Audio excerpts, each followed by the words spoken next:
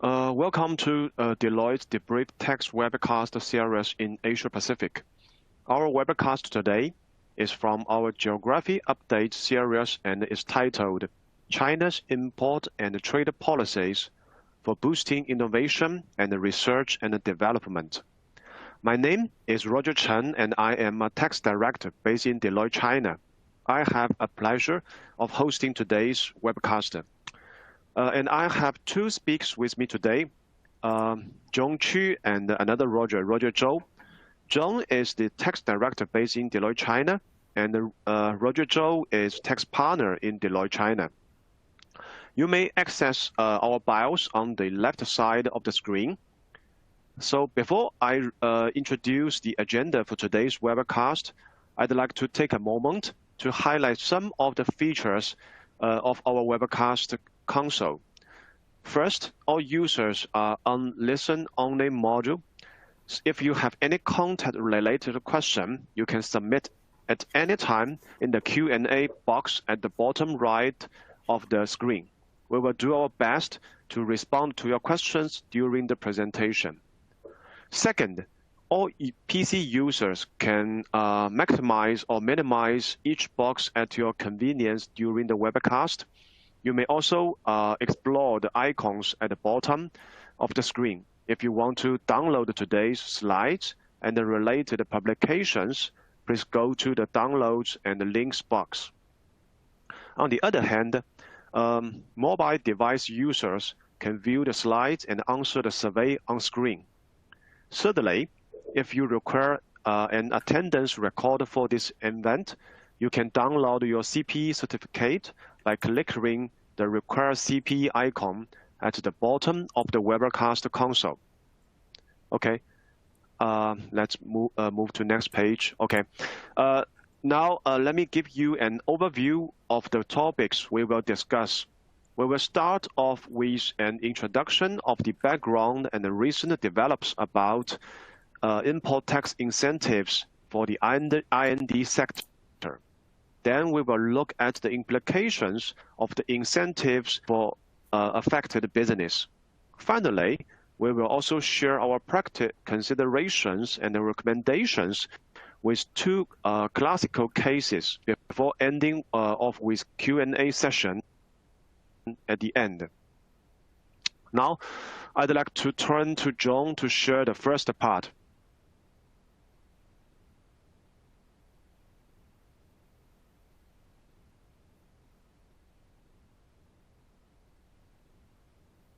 Thank you, Roger. Hello, this is June. In the first place, I'd like to share with you the background and recent rules, make some clarifications of some concepts. So, to import tax reduction or exemption, refer to the imported goods while duty and import taxes are reduced or exempted upon import according to the relevant regulations. Generally, such treatment may be limited to specific regions, specific industries, or specific companies, or even goods with specific usages. More importantly, please note, this kind of importation goods are subject to customs supervision, so companies shall not dispose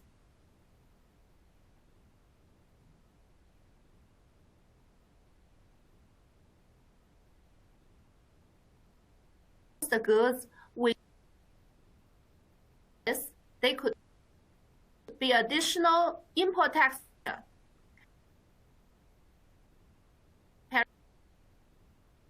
Next slide, please.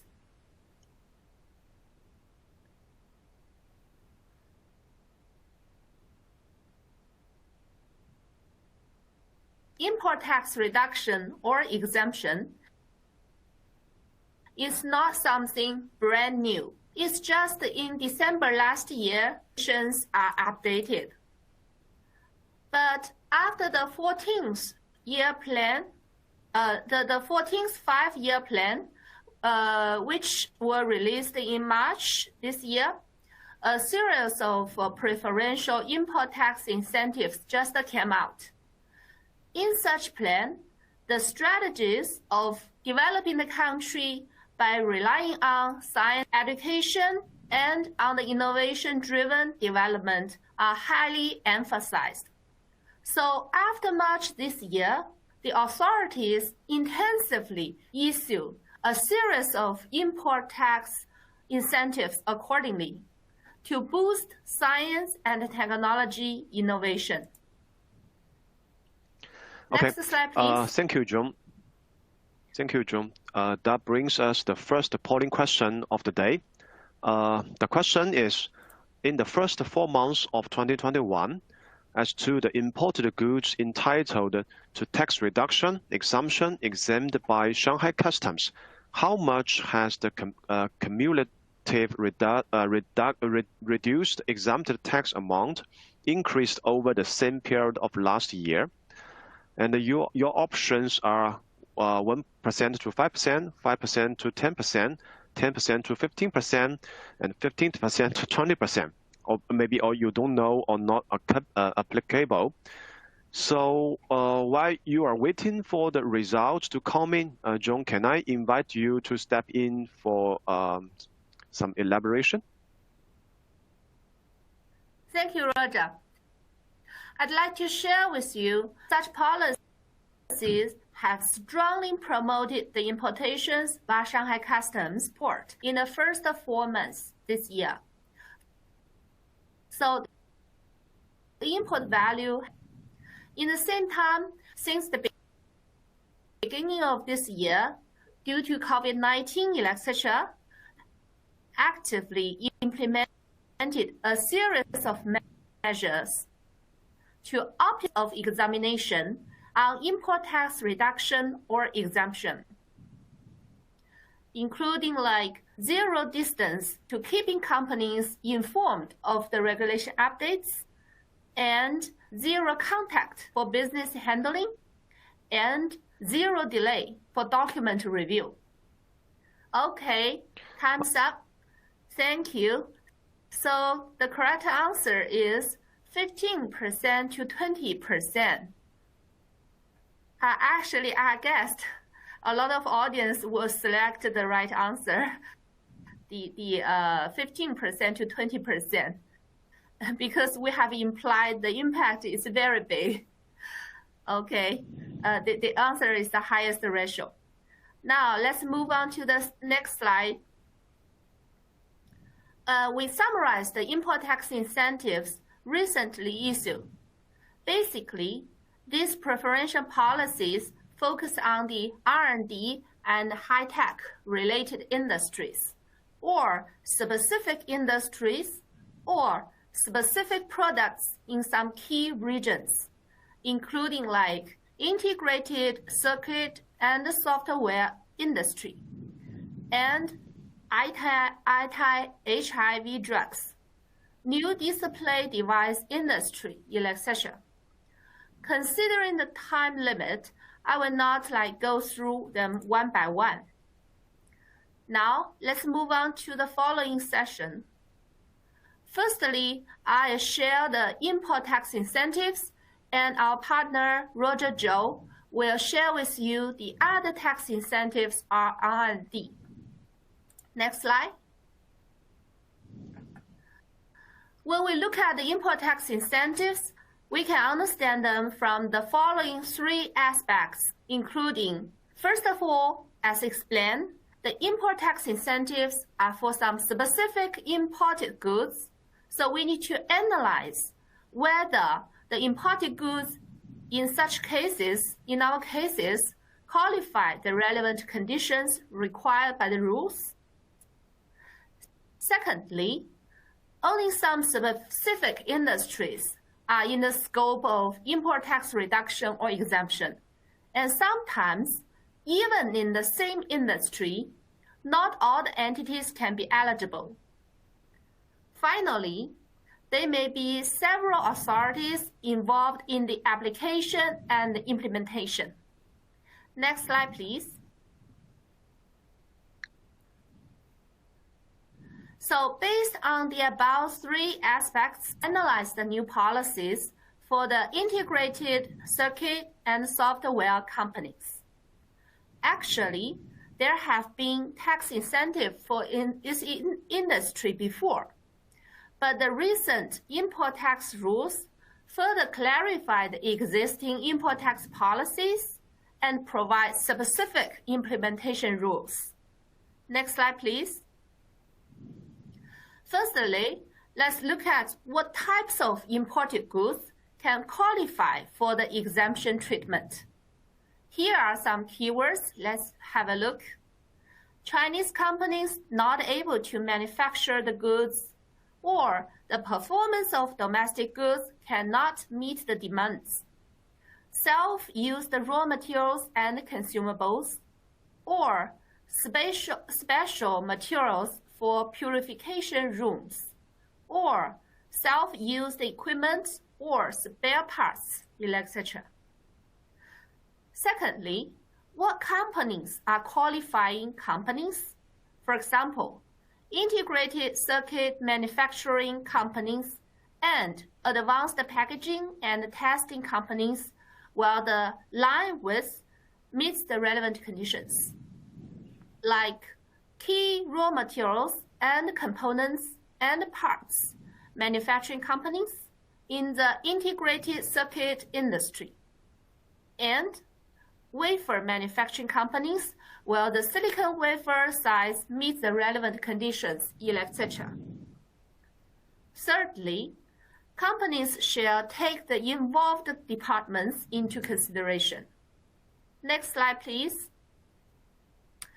Then let's move on to the treatment of paying import VAT in installments. Companies undertaking importation integrated circuit projects could enjoy the treatment, while the companies could pay import VAT in installments within 6 years, and such policy will end at the end of 2030. Next slide, please. Okay, this page is mainly a summary of qualifying entities and qualifying commodities, and we've introduced previously, actually. So let's move on to the next page. So what are the major changes of this kind of new rules, and what is their impact? Firstly, the new rule further clarifies the relevant import tax policies, especially what do the featured technologies mean, and what are the imported materials entitled to the exemption. It refers to self-used raw materials and consumables that cannot be produced in China, or where the performance of domestic products cannot meet the demand. In addition, what are the imported commodities not entitled to the exemption? There are actually kind of negative lists for importations entitled to tax reduction or exemption. The three non-exemption catalogs actually refer to the catalog of imported goods not entitled to tax exemption for domestic investment projects. Second, the catalog of imported goods not entitled to tax exemption for foreign investment projects.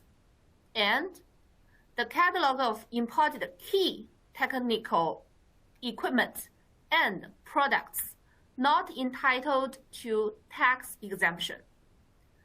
So for goods falling into such three catalogs, must they be subject to applicable duties?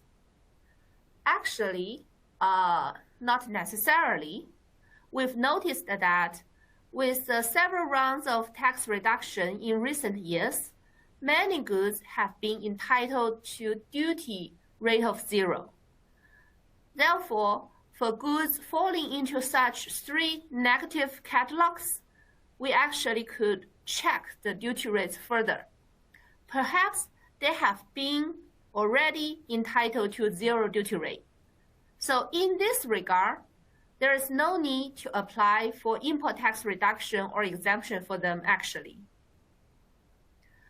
And secondly, the new policy has expanded the scope of qualifying entities, like key raw materials and components and parts manufacturers in the integrated circuit industry is recently included into the scope of import tax incentives. Finally, the new rules further clarify the import VAT installment payment policies. For companies undertaking the import integrated circuit projects, if they import new equipment during this specific period, except for equipment listed in the non-import tax exemption catalogs, they are eligible for paying the import VAT in installments within 6 years after importing the first equipment. So just now, I've shared with you the import tax incentives. And now, let me hand over to Roger Zhou, and he will share with you the other R&D related tax incentives. Thank you, June, for sharing an introduction. Let's have some sharing from the other angle. Next slide, please. Companies and institutions that are able to enjoy the above-mentioned incentives can also consider applying for other R&D related incentives. In the next few pages, we summarized R&D related incentives that are enterprise income tax related. They can be categorized into 3 items, which are respectively R&D super deduction, high and new technology enterprise, also known as HNTE, and the other possible incentives. Among them, R&D super deduction is the most widely applied R&D incentive schemes in China. It offers an actual 75% tax deduction for all qualifying R&D expenses in addition to the normal tax deduction, and an extra 100% tax deduction for manufacturing companies in particular. What makes this incentive more charming is that the current policy allows a backlog claim up to 3 years. According to the statistics that are publicly available, only in the year of 2020, China government has offered tax benefit for more than 350 billion RMB in the form of R&D super deduction. The high and new technology enterprise is another signature R&D incentive in China. Once a company is certified as an HNTE, the company can enjoy a reduced income tax rate from statutory 25% to 15%. This incentive also allows a carry forward of tax loss from 5 years to 10 years. The HNTE status offers not only tax benefit, but also significant proof of strong R&D strength and technology. Over the last 5 years, the number of the certified HNTE has doubled. By the end of last year, the total number of existing HNTEs in China reached 275,000. In addition to R&D super deduction and HNTE qualification, there are a lot more offerings from different levels of government. Those include offerings from enterprise income tax perspective, like technically advanced service enterprise, also known as TASE, and software enterprise, as well as various non-tax offerings. In conclusion, we would suggest companies and institutions that carry out R&D activities pay attention to all potentially applicable R&D incentives. In the following pages, we will spend a few minutes to walk you through the most popular R&D incentive schemes in China. Next page, please. Let's first talk a little bit more about the R&D expense super deduction. The scope of the eligible R&D activities includes the research and development of new products, new technologies, and new processes. The eligible R&D activities do not necessarily only happen in a company's R&D department. they may also take place in other departments like the manufacturing, testing, process engineering department, and so on. The R&D expense super-deduction applies to both a company's internal R&D activities and outsourced R&D to external parties, regardless related party or third party, and regardless of domestic or overseas parties. The administrative procedure for companies to enjoy R&D super-deduction is straightforward. Under the old regime, R&D super-deduction is claimed subject to pre-approval, but starting from year 16, companies only need to conduct record filing together with enterprise income tax returns to claim the super-deduction. The administrative procedure has been further simplified since year 18.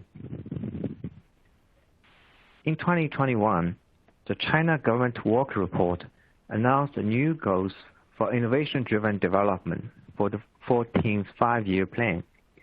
The continuance of the existing 75% R&D super-deduction rule and an enhanced 100% super-deduction rate for manufacturing enterprises were among the specific measures.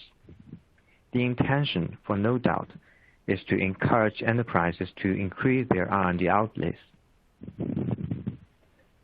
The Ministry of Finance and State Taxation Administration subsequently issued circulars providing a 3-year extension for the current 75% R&D super-deduction, and also set out rules for implementing the enhanced 100% super-deduction measures for the manufacturing industry.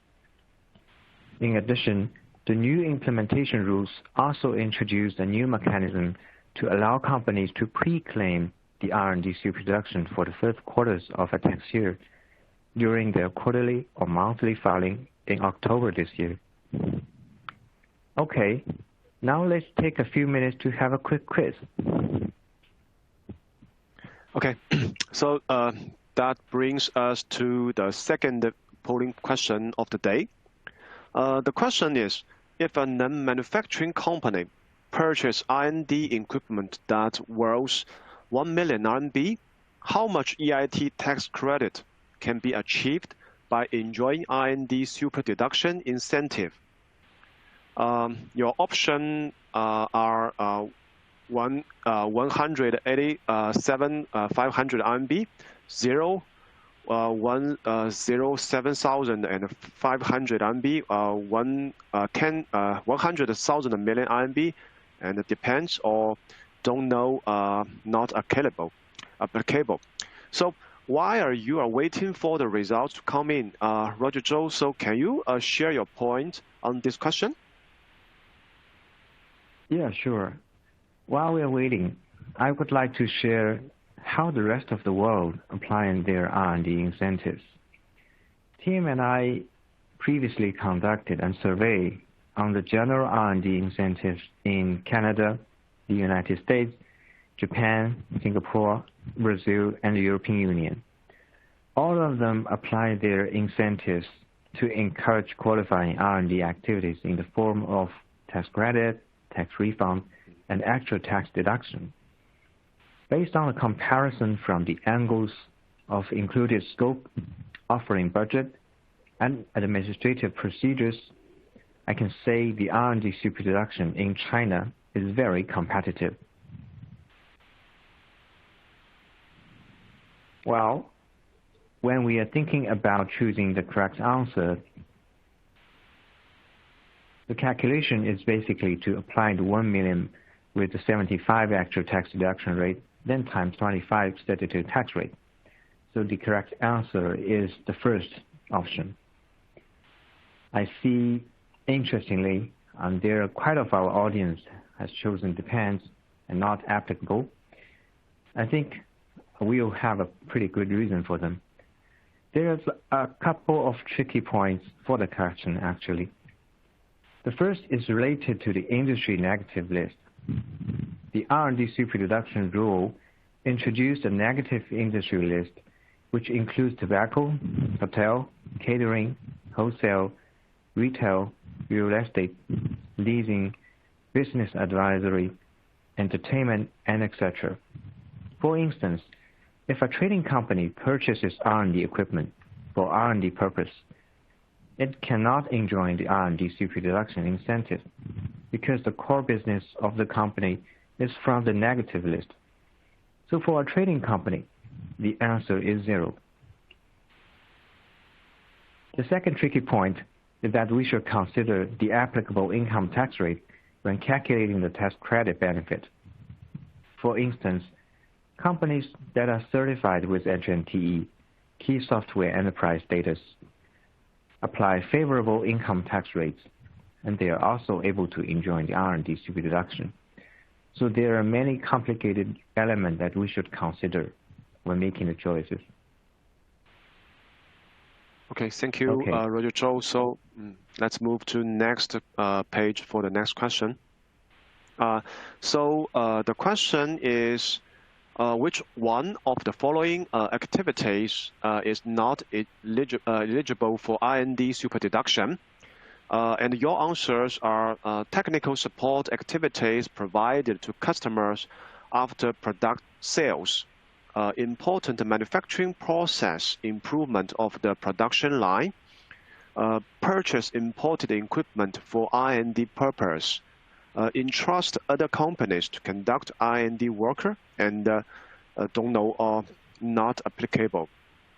So similarly, while we are waiting for the results to come in, Roger, so can you also share some points on these questions? Sure, Roger. In last question, we discussed the negative industry list. In addition, there is another list called the negative activity list introduced by R&D super-deduction rules. All activities that fall under the negative activity list are not qualified for super-deduction claim. The list includes quite a few items, including marketing research, repetitive and routine changes to existing product, direct utilization of an existing technology, and etc. Moving back to our question, which one of the following seems to be an item from the negative activity list? I see most of our audience have made the right choice. The answer is technical support activity provided to customers after product sales, because this is one of the presented items from the discussed negative activity list. The assessment on whether an activity is eligible for the super-deduction claim is sometimes difficult and require industry insight. We will highly recommend tax team collaborate closely with R&D and other associated business teams to fulfill the work. Let's take a look at the rest of the choices. Not only developing new technology or product, but the development of new processes also falls into qualifying R&D scope to enjoy the incentive policy, so the second choice is eligible. Equipment used for R&D activity, no matter imported or domestic purchase, can enjoy the incentive based on its tax depreciation, so the third choice falls into the R&D scope. R&D activity can also be carried out in the form of contract R&D or collaborative R&D, so the fourth choice is eligible. Next page, please. Let's move on to take a look at the High and New Technology Enterprise qualification, which is well known as HNTE. In China, to be qualified as an HNTE, a company should meet a series of regulatory requirements on technology area, core IP, science and technology personnel, R&D expense, high and new products or service income, innovation, capability, and so on. The application procedures of HNTE is different from the R&D super-deduction. For HNTE, the certification process is organized by the authority in each province or municipal city. The HNTE governing authority is composed of officers from tax, finance, as well as science and technology departments. Each year, there is a window period for companies to submit the application package to the HNTE governing authorities, and the authority team will then conduct internal assessment. Once a company is certified with HNTE status, the certification will be effective for 3 calendar years starting from the year of certification. In order to enjoy the reduced tax rates and other favorable tax treatment, the HNTE company should comply with all HNTE requirements annually during the 3-year period. We should also be aware of the stringent post-event assessment and inspection targeting the HNTEs. In recent 10 years, the number of HNTE cancellation cases is growing dramatically. Earlier this year, the Ministry of Science and Technology issued the notification on carrying out inspection on HNTE qualification, requiring the local HNTE governing authority to conduct assessment and inspection on certified local HNTEs. Next slide, please.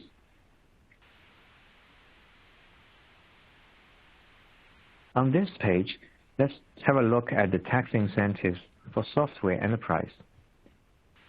In the context of the state growing emphasis on national digitalization construction, various tax policies have been introduced to foster high-quality growth of the software sector. According to the current policy, qualified software enterprises can enjoy a 2-year exemption and 3-year half deduction on enterprise income tax starting from its first profit-making year. Key software enterprises can enjoy 10% favorable tax rate after tax exemption for the first 5 years tax exemption from its first profit-making year. Software enterprises and key software enterprises should meet regulatory requirements with respect to employee degree, R&D personnel, R&D expenditure, software product sales, IP ownership, and so on. Next slide, please. On this page, we summarize the most recent R&D incentive updates regarding corporate income tax. The first update is to extend the existing 75% R&D super deduction rate through the end of year 23. Next, starting from year 21, manufacturing enterprises are entitled for an upgraded super deduction rate from 75 to 100%. Starting from October this year, companies will have the option to claim the R&D super deduction for the first 3 quarters through quarterly tax filing. The State Administration of Taxation also announced some simplified measures, like the simplified accounting format and the simplified calculation on the other R&D expense cap, to assist companies in claiming the benefits easier. All of them are very exciting updates. Now may I give back the microphone to the other Roger again. Okay, thanks Roger. So now let's move to the fourth part of the webcast, our observations and the recommendations. We use a case to share our considerations and the recommendations. So John, back to you.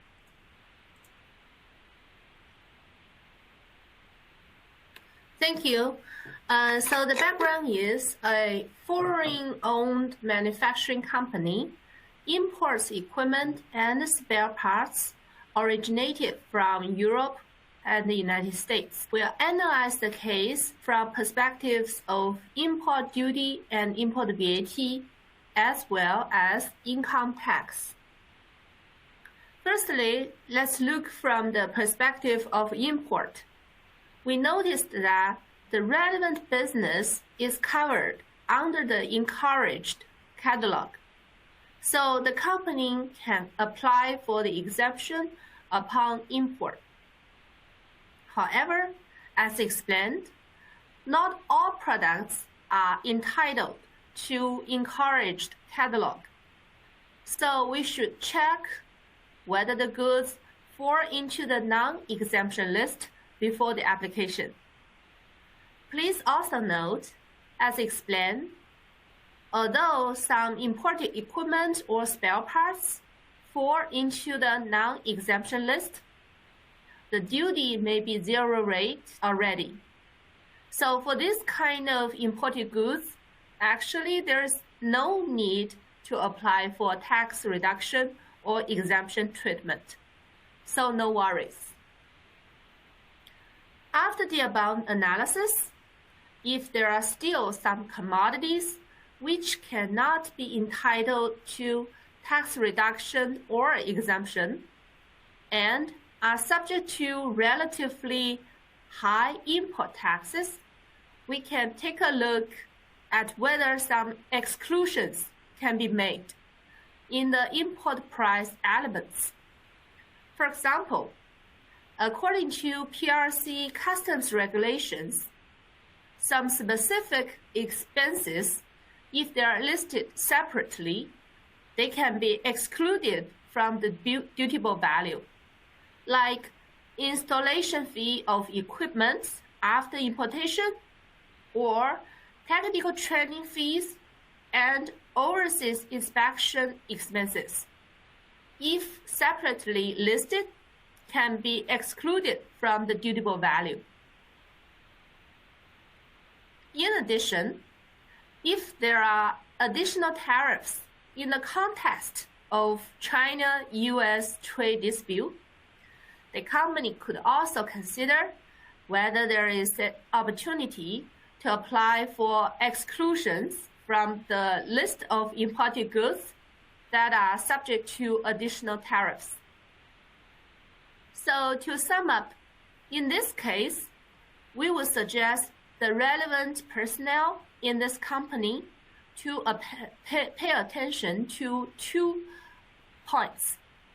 One is to pay attention to policy updates so as to study what preferential policies are available and applicable, so the company could select the most favorable one. At the same time, the company should pay attention to the compliance issues in the application and subsequent management. Only when we can ensure compliance, we can truly enjoy the relevant preferential policies and mitigate relevant penalties. Especially, sometimes we notice that there may be a lack of cooperation and communication among different departments. For example, Department A in this company applies for import tax reduction or exemption, while it is Department B that actually uses the relevant imported goods or equipment. So if there is no internal control procedure in place, or if there is no timely communication between these 2 departments, unauthorized disposal of the goods may happen. Now, let me hand over to Roger Zhou. He will share with you the case from the angle of income tax. Roger, please. Thank you, June, for your insight. Let's view the very same case profile from the other angle. Is there any further benefit the company can potentially apply? Point number 1, the company may apply the accelerated depreciation policy for its R&D equipment from corporate income tax perspective. Because the current tax rules allow a full tax deduction for purchasing equipment with unit price not exceeding RMB 5 million. Point number 2, on top of that, as we previously shared, a manufacturing company can enjoy R&D CP deduction at an upgraded rate of 100%. As such, it makes perfect sense to conduct a stock take on eligible R&D activities. Point number 3, as mentioned before, super deduction policy is the most widely applied R&D incentive scheme. The eligible scope is broad, which includes activities on developing new products, new technologies, and new processes. They did not happen and incurred in the Department of R&D, but there could be other departments contributing for the purpose of R&D activity. Point number 4, to enjoy R&D super-deduction is never too late because the rules allow a backlog claim up to 3 years. As we are now approaching the end of year 21, it is allowed for now to claim the R&D super-deduction for the period from year 18 to year 20. Point number 5, if the company entitles for core IP ownership and keeps the scale investment continuously on R&D, I would strongly recommend a self-assessment on the eligibility of an HNTE qualification. In our observation, foreign invested manufacturing enterprises contribute to quite a portion of the existing HNTEs in China. That's my sharing from the EIT perspective. I'll give back the stage to the other Roger. Roger, over back to you. Thank you. Thank you, Roger. So China's reform and the opening up has entered the deep waters. The strategy of developing the country by relying on science and education, and the strategy of innovation-driven development is the demand of national long-term development. Relevant companies must pay attention to the policy development trend, formulate a long-term plan, and make the best use of preferential incentives. It mainly includes the following 4 aspects. First, the strategy of developing the country by relying on science and education, and the innovation-driven development strategy is the demand of national long-term development. In the next 5 years on even longer, national policy support for technology innovation will remain stable and continuous. Companies should consider the import tax examination policy from a long-term perspective, assess and predict the long-term effects of the policy and its impact on the sustainable development of the company.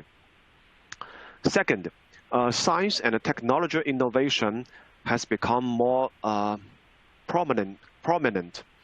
The characteristics of cross-border integration, globalization, and multi-agent coordination are becoming more evident. Embed the import and export preferential policies involved in international trade into industrial planning elements, and actively study how to comply with policy trends and obtain long-term support, thereby reducing costs and increasing efficiency, and attracting investment and energy. Third, the preferential import tax policy covers multiple fields: integrated circuit, software, display, aviation, medicine, science popularization, energy, and etc. And fourth, the science and technology innovation activities are expected to bring the superposition effect of the preferential policies, including the 15 income tax rate for high-tech companies, extra tax deduction of R&D expenses, and etc. So next page, please.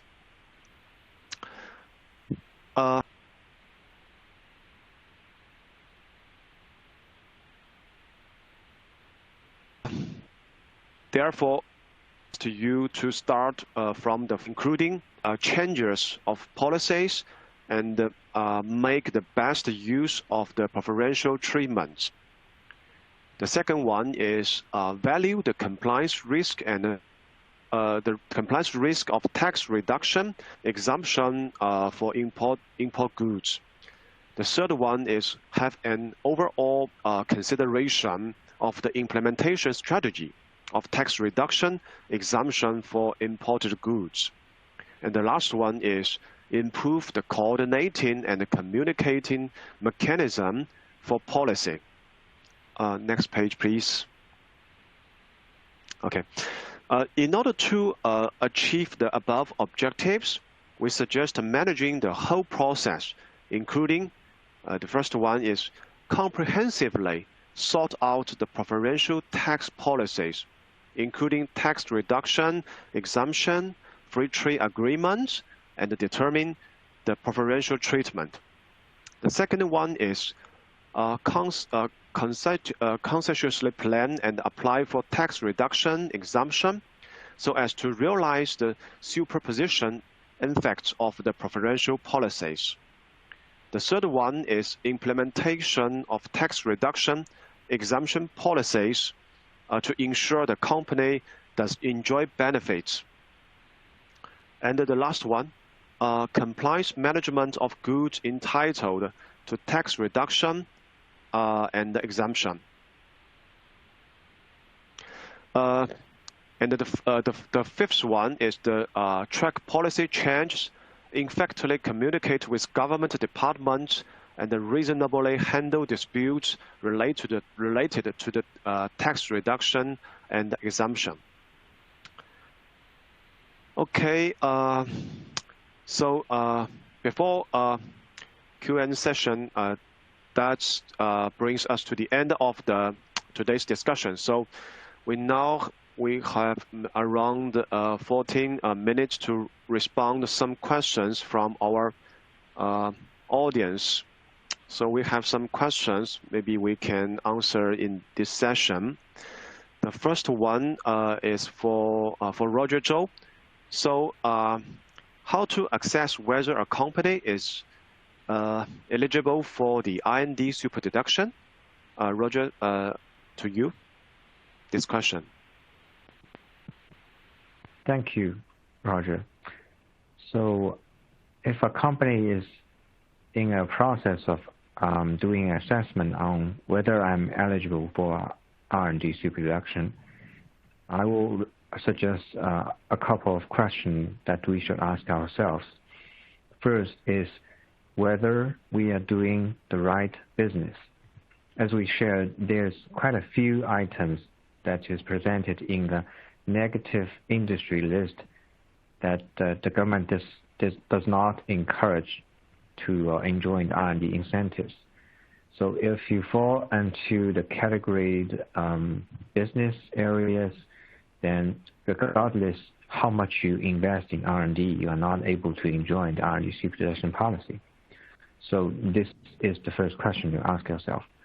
There are two, a case study that we did on the manufacturing business. This is a typical business where most of the companies will be able to enjoy the R&D super deduction policies. The second question that we would like to ask ourselves is, are we doing the scoped R&D activity? Same to the above, we have a negative list for activities. If we are doing many of our things in a routine, in a very simplified way that fall into the negative activity list, then we are not allowed to claim the super deduction. And the third question that we would like to ask ourselves is, how much are we talking about in terms of the benefit? In order to enjoy the R&D super deduction, the administrative process is very straightforward to file together with annual filing returns. But in the meantime, we will have a series of compliant obligations to keep a series of record filing. It will create some time and efforts in maintaining all the records in-house. It takes time. So we will need to have a balance between the cost and obligations versus the potential benefit that we are talking about. But the good news and the most charming thing we talked about in the earlier presentation is that the government allows a 3-year backlog claim. If we look back into 3 years, and we identified as much as the qualifying R&D activity that falls into the scope that we can claim to achieve the benefit, then we can quantify how much is the benefit that we're talking about versus the compliance and obligation cost they will maintain. So the final items is that we should always bear in mind that achieving the benefit is one thing, but the other hand, as the government has always spurs, they would like the right company to enjoy the related incentives. So there will be post-event assessment, post-event inspection in place to make sure that the offering goes to the right party. So it requires our companies to work very closely with reliable tax advisor externally and also internally work closely with our business department like R&D department, manufacturing department, and the other associated department. Okay, I think that's my answer to the question. Okay, thank you, Roger. So let's check the Q&A box for another question. Okay, this is another one. I think it's still about a EIT related question. So a company, a company is instrument manufacturing company, and it adopts the accelerated depreciation policy on the R&D equipment purchased in 2021. The pre-tax deduction depreciation expense is 1 million RMB, whereas the depreciation expense on its accounting book is 500,000 RMB. So how much EIT tax credit can be achieved from the equipment purchase by enjoying R&D super deduction incentive? Okay, Roger, can you answer this question? Okay, sure, Roger. So as we shared in the previous slides, there are some tax favorable treatment that allow our company to apply accelerated depreciation before tax. For example, if we purchased an R&D equipment with the unit value less than 5 million RMB, then from tax perspective, we are able to apply the favorable treatment to deduct the whole amount of the purchase amount before tax at the same current year. While sometimes in accounting perspective, we follow our internal requirement that sometimes they will be amortized in quite a couple of years.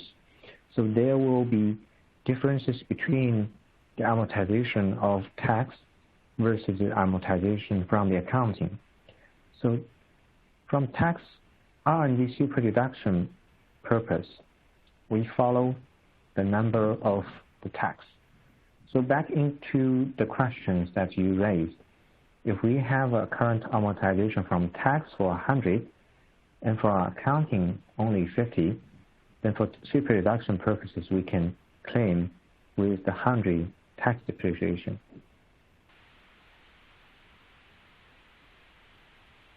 Okay. So let me check. There's another question for John. It's about custom side.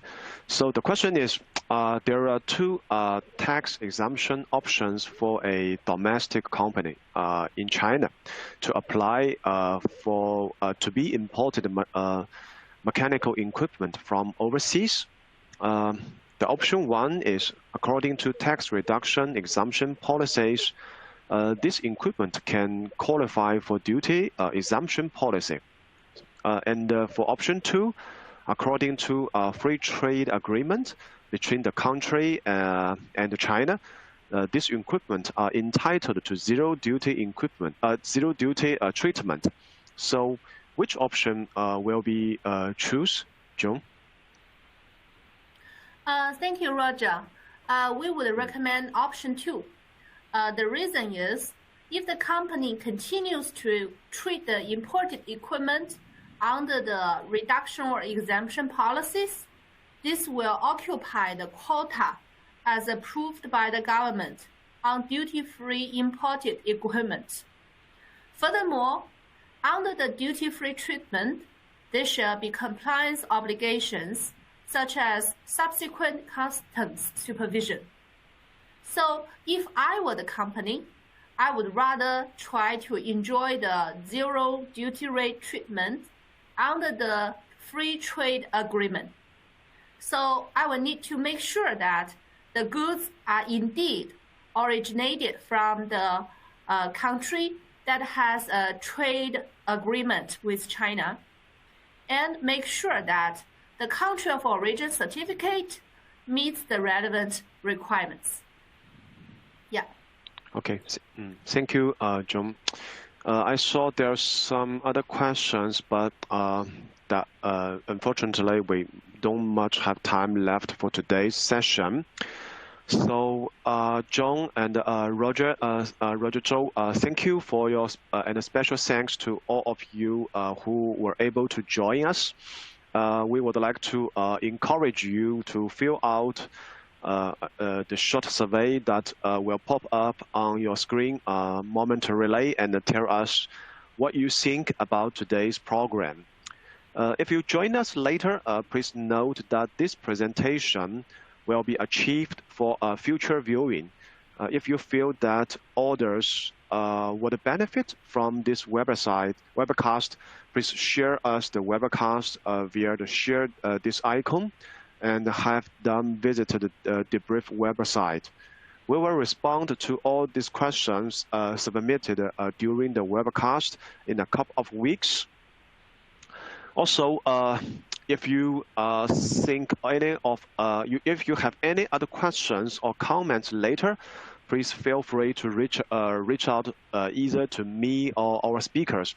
We'll be more than happy to talk to you. At last, from all of us at Deloitte, thank you for your participation in Deloitte's Asia Pacific tax webcast today. Thank you very much. Goodbye. Have a nice day. Thank you.